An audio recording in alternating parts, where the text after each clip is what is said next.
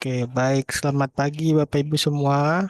Ya, kita akan masuk ke sesi pemilihan topik ya. Apa itu pemilihan topik? Dan ini pemilihan topik merupakan salah satu mata pelatihan di pelatihan karya tulis ilmiah ya. Oke, ini saya sepertinya di sini banyak dari Perpustakaan Nasional ya, pesertanya ya.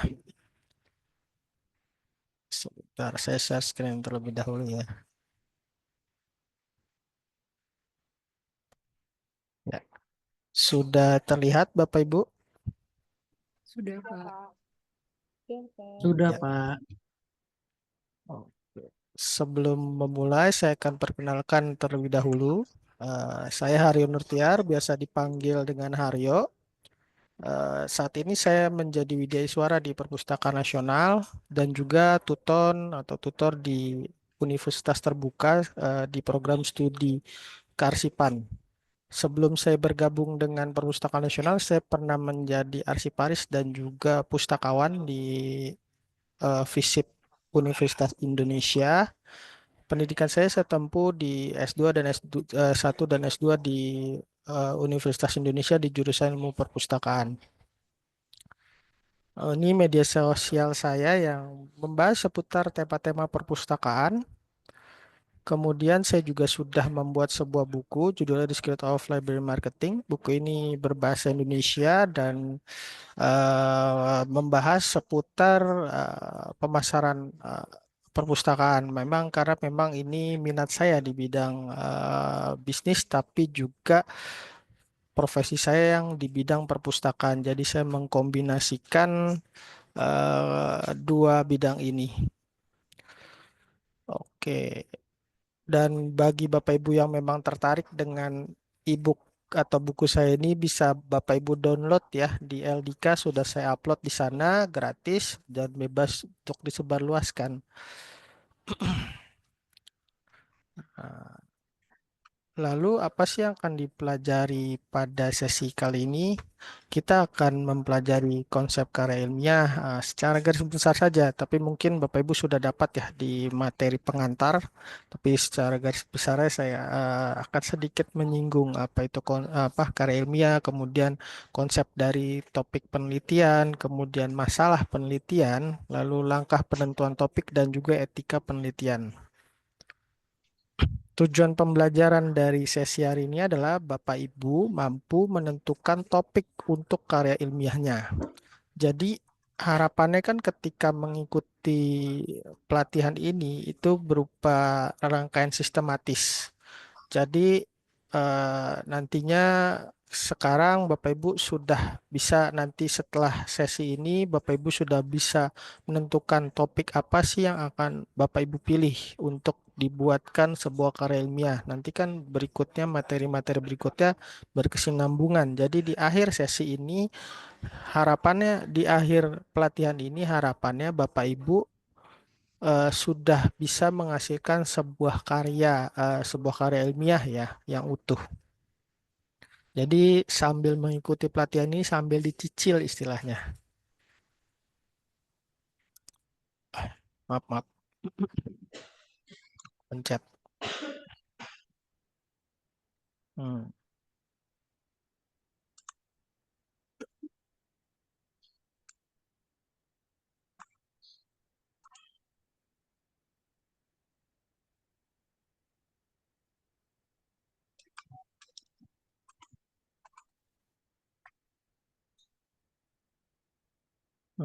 Kemudian metode pembelajaran pada pelatihan ini adalah basisnya sebenarnya andragogi ya. Jadi bukan saya saja yang menjadi sumber pengetahuan, tetapi diharapkan dari Bapak Ibu semua juga mungkin nanti ada sharing-sharing ya. Apalagi mungkin dari beberapa orang di sini, beberapa peserta mungkin sudah menguasai atau sudah bahkan sudah terbiasa menulis karya ilmiah. Dan kita akan sesi ini akan berlangsung tadi seperti disebutkan dari pukul 8 sampai 13.45. Tetapi saya tidak akan full untuk metode ceramah ini. Jadi nanti akan ada penugasan individu dan juga kelompok serta tes formatif yang dikerjakan di sesi ini.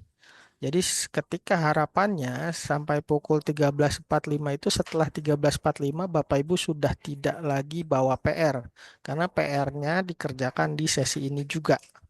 Jadi mungkin saya hanya memberikan teorinya sampai sekitar pukul 10 ya, atau bahkan bisa kurang. Kemudian Bapak Ibu juga di diperbolehkan untuk aktif bertanya menjawab, dan itu akan dan saya akan memberikan nilai tambahan untuk bagi Bapak Ibu yang memang cukup aktif. Oke, sampai di sini ada yang mau ditanyakan Bapak Ibu sebelum kita masuk ke materi? Oke, belum ya. Oke, kita akan masuk ke materi. Menurut Bapak Ibu nih, saya ingin tanya dulu nih ke Bapak Ibu. Apa sih yang Bapak Ibu ketahui tentang karya tulis ilmiah? Silahkan raise hand ya Bapak Ibu ya. Saya sambil mencatat di handphone nanti buat yang aktif ya, yang bertanya atau menjawab. Ada? Iya, Ibu Nur Praptiwi silahkan. Selamat pagi Bapak, mohon izin menjawab. Mm-mm, Saya Nur Pratiwi, biasa dipanggil Tiwi dari Politeknik Siber dan Sandi Negara. mm-mm, Ketahui karya tulis ilmiah adalah sebuah tulisan yang eh, sebelumnya itu menggunakan kita melakukan apa namanya tulisan yang berisi hasil dari penelitian kita. Penelitiannya itu menggunakan metode-metode tertentu, menggunakan metode-metode ilmiah, kemudian disusun secara sistematis dan apa namanya dapat dipertanggungjawabkan gitu, Pak. Jadi bukan bukan pendapat atau opini penulis saja, tapi dibuktikan dengan didasari dengan landasan teori dan metode-metode ilmiah. Oke, baik. Terima kasih Ibu Nur Praptiwi. Berikutnya Bapak Rizky Bustomi, silahkan. Ya Pak, apa suara saya terdengar Pak? Terdengar? Ya Pak, baik Pak. Untuk karya tulis ilmiah kurang lebih sama seperti Bu Tiwi. Jadi karya tulis ilmiah adalah tulisan yang disusun berdasarkan hasil pemikiran dan penelitian dengan menggunakan metode ilmiah dengan bahasa baku. Seperti Bu Tiwi bilang, metodenya sistematis. Namun ada beberapa lagi seperti objektif, logis, dan bersifat formal. Itu yang apa sumber-sumbernya bisa dipertanggungjawabkan. Kurang Oh, lebihnya oke, itu baik. Pak. Terima kasih Terima kasih. Bapak Rizky. Iya, Pak Nanang, silahkan. Ya, selamat pagi Pak. Pagi. Ya, terima kasih Pak. Eh, Menurut saya mungkin hampir sama dengan Bapak Ibu yang tadi menyampaikan. Jadi karya tulis ilmiah adalah sebuah karya tulis yang dibuat dengan pendekatan dan metode ilmiah yang dilakukan secara sistematis dan objektif untuk memecahkan masalah dan atau menguji gagasan dengan bukti-bukti yang faktual dan teori-teori yang relevan. Dan biasanya karya ilmiah ini digunakan dalam bidang pendidikan, penelitian, dan publikasi serta eh, yang bersifat penulisan ilmiah. Itu Pak, terima kasih. Oke, baik. Terima kasih Bapak Nanang. Lalu Ibu Nia Erawati, silahkan.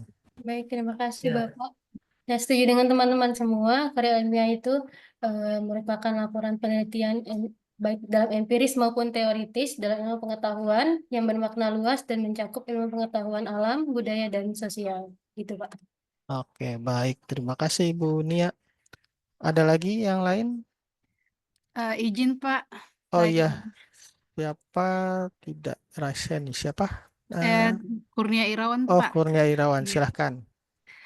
Menurut saya Pak, karya tulis ilmiah itu merupakan tulisan yang disusun berdasarkan prinsip ilmiah. Adapun tujuannya yaitu memaparkan gagasan, deskripsi, atau pemecahan masalah secara sistematis dan objektif, serta didukung oleh fakta maupun teori. Oke, Baik. makasih Iya, Kak. sudah. Ya, kurang lebih secara garis besar sama ya karya tulis ilmiah dan memang sepakat bahwa memang karya tulis ilmiah itu adalah sebuah bisa dikatakan sebuah tulisan atau karya tulis yang didasarkan sebuah fakta, eh,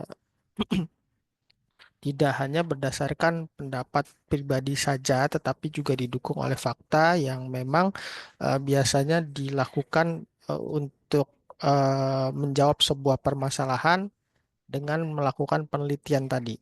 Nah, di sini ada sebuah definisi bahwa karya tulis ilmiah adalah tulisan yang menyajikan gagasan, deskripsi, atau pemecahan masalah secara sistematis berdasarkan penyelidikan, pengamatan, dan atau pengumpulan data dari suatu penelitian, baik penelitian lapangan, tes laboratorium, maupun kajian pustaka untuk mendapatkan jawaban secara ilmiah.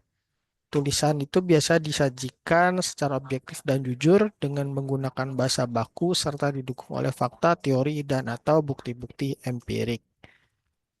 Nah, syarat untuk sebuah tulisan disebut sebagai karya tulis ilmiah itu ada beberapa hal ya. Yang pertama memang berdasarkan hasil penelitian. Jadi bukan dari subjektivitas peneliti atau maaf subjektivitas penulis. Jadi bukan cuma asal omon-omon ya istilahnya. Tapi memang sudah dilakukan penelitian. Lalu juga ada landasan teori yang kuat, ada basis teorinya, tidak langsung eh, ketika ngomong nggak punya dasarnya apa misalnya. Lalu juga ada etika penulisan yang memang berlaku di situ. Misalnya seperti ada unsur privasi kah, lalu menghindari plagiarisme seperti itu. Kemudian sistematis dan logis dengan menggunakan metode yang tepat. Nah, sebuah karya tulis ilmiah memang sangat sistematis. Itu kenapa biasanya orang-orang yang senang membaca karya-karya ilmiah atau karya tulis ilmiah, biasanya cara berpikirnya juga sangat sistematis dan logis. Dan pastinya menggunakan bahasa baku dimanapun itu tergantung bahasa nasional yang berlaku ya, pakai bahasa baku. Kalau di kita pakainya bahasa Indonesia, Bapak Ibu. Lalu apa sih topik penelitian? Ya, mungkin dari Bapak Ibu dari tadi video yang penjelasan video atau dari baca modulnya ada punya kesimpulan sendiri atau menyimpulkan sendiri topik penelitian tuh ini gitu. Kira-kira ada nggak nih Bapak Ibu yang mau sharing pendapatnya? Apa sih yang disebut dengan topik penelitian? Silakan Bapak Ibu. Ya, Ibu Nina silakan. Ya, Pak. Terima kasih, Pak Haryo. Saya Iya. coba merangkum dari video tadi juga, Pak ya. Iya, jadi kalau eh, sepaham saya sekarang, topik penelitian itu kurang lebih inti masalah atau hal yang menarik perhatian peneliti yang akan menjadi fokus utama untuk melakukan penelitian seperti itu. Jadi bisa juga topik penelitian itu hal-hal atau fenomena nanti yang akan dikaji secara mendalam untuk dicari jawaban atau pemecahan masalahnya. Kalau di hubungan dengan tadi video yang Bapak tampilkan tadi, jadi untuk menentukan topik itu kita bisa berawal dari kebutuhan kita atau rasa ingin tahu atau passion kita atau hal-hal yang menarik perhatian dari penulis atau peneliti. Lalu untuk memilih topik, tadi saya ingat perlu mempertimbangkan aksesibilitas dalam memperoleh data supaya ada kemudahan dalam melakukan penelitian. Seperti itu Pak, kurang lebih. Oke, baik. Terima kasih Bu Nina. Lalu Ibu Rizka silakan. Baik, selamat sore Pak Haryo. Sore. Menurut Ya. saya topik penelitian adalah pokok bahasan utama atau masalah inti dari kegiatan penelitian yang akan kita lakukan. Yang tujuannya akan mengarahkan ke ruang lingkup penelitian tersebut. Itu saja menurut saya, Pak. Terima kasih. Oke, baik. Terima kasih Ibu Rizka. Lalu ada yang lain mungkin? Tidak ada ya. Oke, jadi betul sekali apa yang disampaikan oleh Ibu Nina dan Ibu Rizka. Jadi topik penelitian itu adalah eh, subjek atau hal yang mau kita teliti dan biasanya berangkat dari sebuah permasalahan. Maka sangat erat kaitannya topik atau tema penelitian dengan permasalahan yang mau kita teliti, dengan permasalahan yang mau kita jawab. Oh, nah, berikutnya, nah, keter it- lalu bicara dengan tentang masalah penelitian tadi, sudah disinggung bahwa topik itu berangkat dari masalah penelitian. Eh, apa apa saja sih sumber-sumber masalah penelitian yang bisa kita jadikan topik ya? Yang pertama, masalah-masalah yang dihadapi oleh manusia. Ya, bisa saja masalah manusia kan banyak ya. Ya, mungkin misalnya ada masalah terkait misalnya masalah pekerjaan misalnya lowongan pekerjaan yang susah. Nah, bisa dicari tuh kenapa mungkin ada bisa dirangkaikan menjadi sebuah pertanyaan mengapa lowongan pekerjaan itu sulit. Lalu kalau di dalam dunia perpustakaan bisa saja misalnya dalam tema tentang minat baca. Mengapa misalnya di suatu daerah eh, di suatu daerah misalnya mungkin bukan minat baca ya apa ya namanya ya.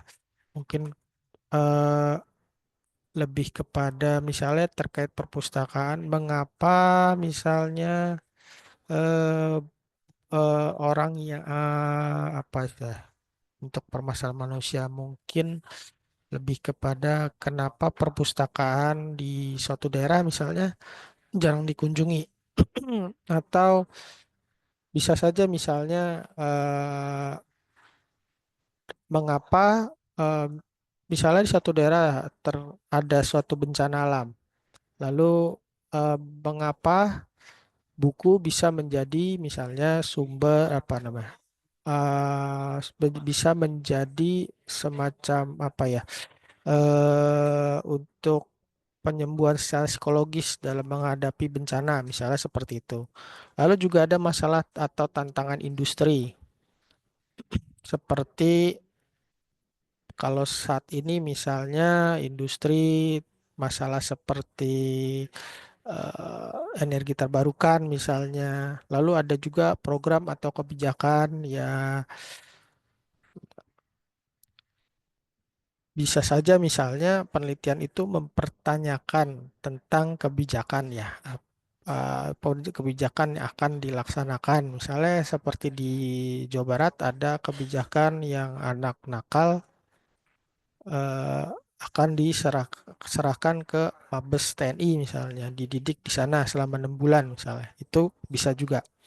Lalu juga dari pengamatan langsung misalnya kita sedang jalan kemana, lalu melihat suatu fenomena bisa juga diangkat. Kemudian dari baca-baca penelitian atau misalnya Bapak Ibu mau mengangkat tentang sedang tertarik dengan dunia AI, lalu kebetulan baca, oh ini bisa nih dijadikan penelitian atau cuma iseng-iseng memang senang baca artikel atau jurnal-jurnal atau penelitian-penelitian, lalu ada tema yang memang menarik. Kemudian sosial atau tren. Eh, Misalnya Bapak Ibu mau membahas tentang sekarang yang apa masalah-masalah sosial atau masalah-masalah yang sedang ngetren misalnya. Lalu juga hanya dari perenungan dari Bapak Ibu, hipotesis dari Bapak Ibu berpikir, kemudian eh, oh sepertinya nih bisa diangkat nih, diteliti nih. Lalu juga dari pertemuan ilmiah, seminar, workshop, atau proceeding, atau diskusi ilmiah. Lalu juga permasalahan lokal atau global, misalnya ada permasalahan seperti tarif dari Donald Trump misalnya, bisa dijadikan seperti itu. Untuk masalah-masalah yang memang layak diteliti dari sumber-sumber ini, mungkin dapat suatu ide, lalu Bapak Ibu nilai lagi apakah permasalahan tersebut layak diteliti atau tidak. Untuk masalah-masalah yang memang layak diteliti ada beberapa kriterianya. Yang pertama, memiliki signifikasi tinggi, lalu unik, ketiga memiliki sumber data, lalu manageable topic, tadi di video juga sempat disinggung ya, manageable topic, lalu juga menarik. Nah, pertama memiliki signifikasi yang tinggi. Itu yang seperti apa? Yang pertama adalah mampu memberikan, ini saya agak salah mengetik ya, mampu memberikan kontribusi terhadap pengembangan ilmu pengetahuan. Jadi memang bisa memberikan kontribusi. Meskipun subjeknya atau temanya sama, tetapi tetap memang bisa memberikan kontribusi ya. Eh, Lalu yang kedua, kita sebagai peneliti menguasai topiknya.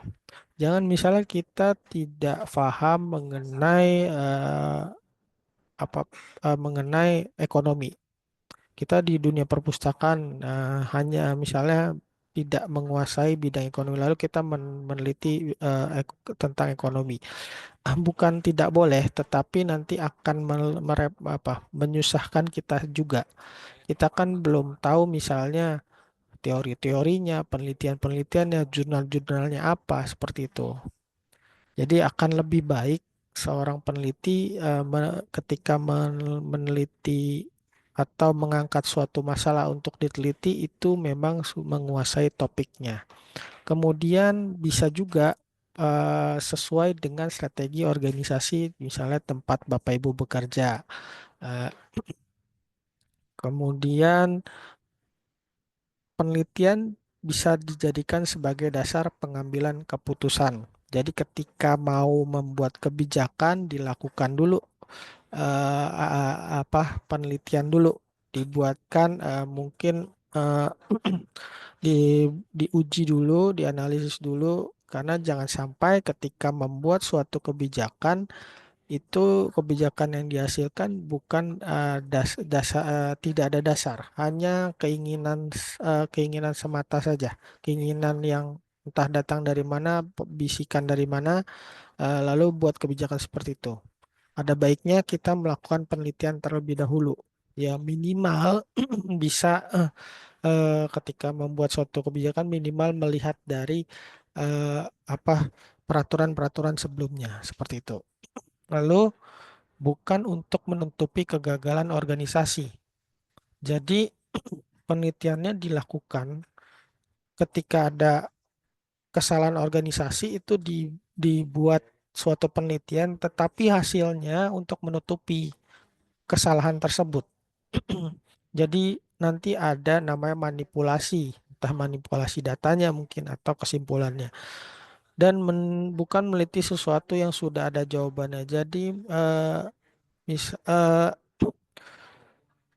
bukan menjawab pertanyaan yang memang jawabannya udah ada, baru dilakukan penelitian. Jadi kayak semacam formalitas aja, nggak seperti itu. Nah, memiliki signifikasi tinggi ini bukan artinya keseluruhan ini harus ada ya, tetapi memang dari ini adalah beberapa hal yang perlu kita pertimbangkan. Tidak mutlak seluruhnya harus ada, tapi memang boleh saja hanya salah salah satunya misalnya. Tapi sebaiknya memang juga dipertimbangkan hal-hal yang lain. Di antara berapa nih? 7 ya, 6 ya, 7. 6 ya. 6 kriteria ini terkait dengan signifikasi tinggi. Lalu yang kedua unik. Unik ini bisa belum pernah diteliti, dan yang kedua mengisi kekosongan pada topik yang diteliti. Belum pernah diteliti bukan artinya topik itu belum pernah diteliti, tetapi misalnya bisa saja tema yang sama, tetapi diambil di wilayah yang sama atau dengan metode yang sama, metode yang berbeda. Wilayahnya misalnya tempat penelitiannya berbeda. Bisa saja metodenya yang berbeda. Itu bisa dari sudut pandang yang berbeda. Memungkinkan untuk topiknya atau temanya itu sama. Tapi memang ada perbedaan ketika meneliti itu. Yang kedua, mengisi kekosongan pada topik yang diteliti. Jadi, kadang suatu permasalahan itu ada permasalahan yang memang belum pernah diteliti. Nah, biasanya akan kalau seperti ini suka ada kesulitan dari sisi literaturnya. Nah, kita bisa saja mengambil literatur dari subjek yang lain. Itu sangat dimungkinkan, tetapi masih mendukung dari atau masih terkait dengan penelitian tersebut.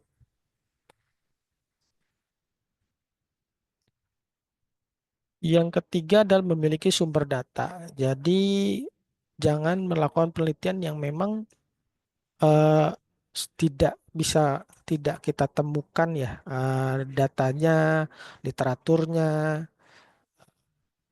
memungkinkan untuk misalnya yang tadi saya jelaskan bahwa kita bisa saja mengambil dari teori-teori di subjek atau bidang lain tetapi masih bisa terkait ya kita ambil di situ. Jadi sebaiknya memang bahan acuannya itu cukup banyak dibahas, kemudian punya data dan fakta objektif dan tersedianya alat pengukur atau variabel. Yang keempat adalah manageable topic. Nah, topik yang kita bisa kelola dengan baik. Yang pertama, bisa saja topik itu memang di sekitar kita. Kita sudah mengenali. Biasanya kan yang di sekitar kita kita lebih kenal ya. Lalu lingkupnya itu terbatas, jangan terlalu luas. Jadi biar penelitian kita fokus. Kemudian kita tahu nih prinsip-prinsip ilmiahnya. Pertimbangkan juga biayanya bagaimana, cukup nggak, dananya kita punya atau enggak.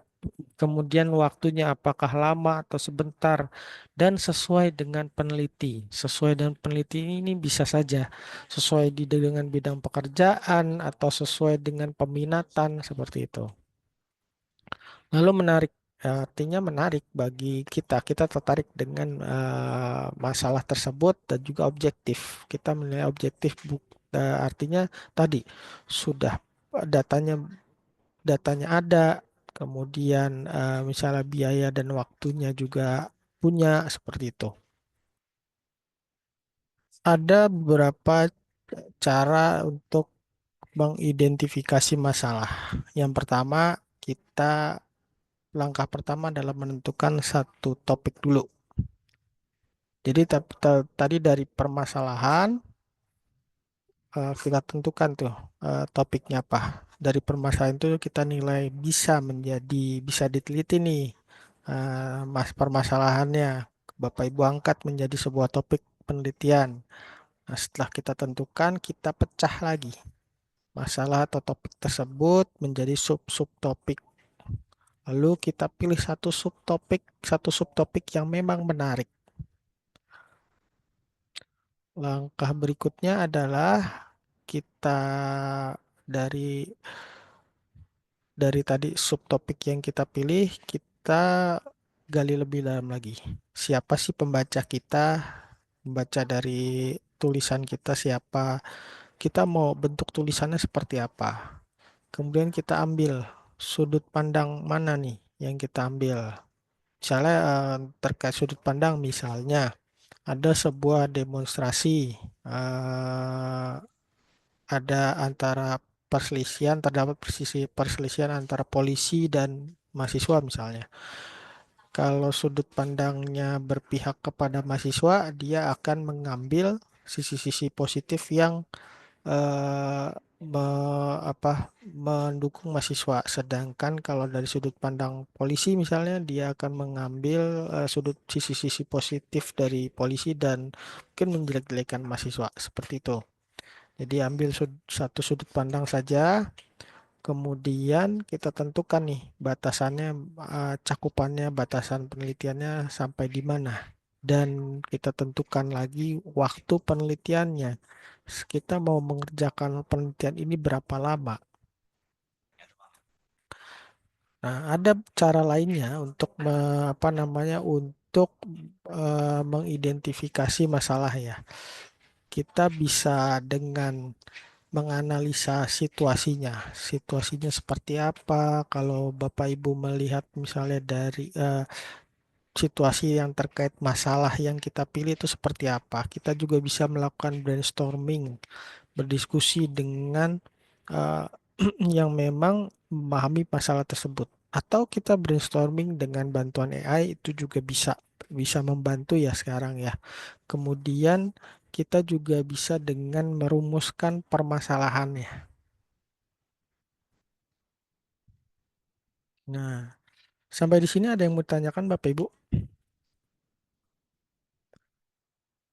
Oke, kalau belum kita lanjut ya. Di dalam sebuah topik penelitian, di situ ada permasalahan penelitian, ada yang namanya variabel penelitian. Nah, variabel penelitian ini memang beberapa suatu hal yang memang eh, menjadi objek penelitian kita. Jadi variabel penelitian ini ada 5, yaitu variabel bebas, variabel tergantung, moderator, kontrol, dan antara. Variabel bebas adalah sebagai uji atau objek penelitian. Sedangkan variabel tergantung adalah variabel yang dipengaruhi oleh tadi variabel bebas tadi. Kemudian variabel moderator biasanya dalam suatu penelitian bisa saja kita hanya membuat satu atau dua variabel. Lalu kita bisa menambahkan lagi variabel lain yang ikut mempengaruhi hasil penelitian, yaitu yang bisa mempengaruhi hasil penelitian yaitu dengan menambahkan variabel moderator. Kalau variabel kontrol itu variabel yang memang bebas ya, artinya bebas di sini maksudnya ketika misalnya kita mau meneliti misalnya pengaruh motivasi belajar dengan nilai siswa misalnya. Maka variabel kontrolnya misalnya yang dijadikan penelitian eh, dua sekolah misalnya. Itu harus sama-sama kelas 3 SMA misalnya. Lalu mata pelajaran yang dijadikan dijadikan materi pelajarannya misalnya sama-sama matematika, itu variabel kontrol. Kalau variabel antara biasanya variabel yang tidak terlihat. Misalnya eh, dari apa misalnya misalnya ada sebuah penelitian usaha pelajar untuk pengaruh misalnya bimbingan belajar dengan nilai siswa. Lalu di situ ada variabel antaranya adalah eh, motif yang tidak terlalu terlihat, misal yang tidak diteliti di situ adalah misalnya motivasi siswa tersebut untuk mendapatkan nilai. Nah, itu contohnya ya. Variabel itu kan harus bisa diukur. Nah, untuk mengukurnya ada 4 skala yang bisa diterapkan. Kita bisa memilih salah satunya. Yang pertama adalah skala nominal. Skala nominal itu adalah yang skala nominal dan ordinal ini tidak bisa dihitung dengan operasi matematika ya. Kalau skala nominal contohnya yang sederajat misalnya perempuan itu angka 1, lalu laki-laki angka 2, misalnya seperti itu. Kalau ordinal itu bertingkat berjenjang, misalnya kelas 1, kelas 2, kelas 3. Kalau interval dia eh, bisa dihitung, tapi dia ada sedikit perbedaan dengan rasio, yaitu adalah angka 0 ini dianggap ada nilainya. Maksudnya seperti misalnya suhu 0 derajat itu kan ada. Sedangkan bedanya dengan skala rasio adalah kalau contohnya kalau 0 itu sama dengan tidak ada. Jadi kalau di interval 0 itu bisa sama masuk ke dalam perhitungan, kalau di rasio tidak, seperti itu. Oke, lalu di sini ada beberapa bentuk masalah penelitian.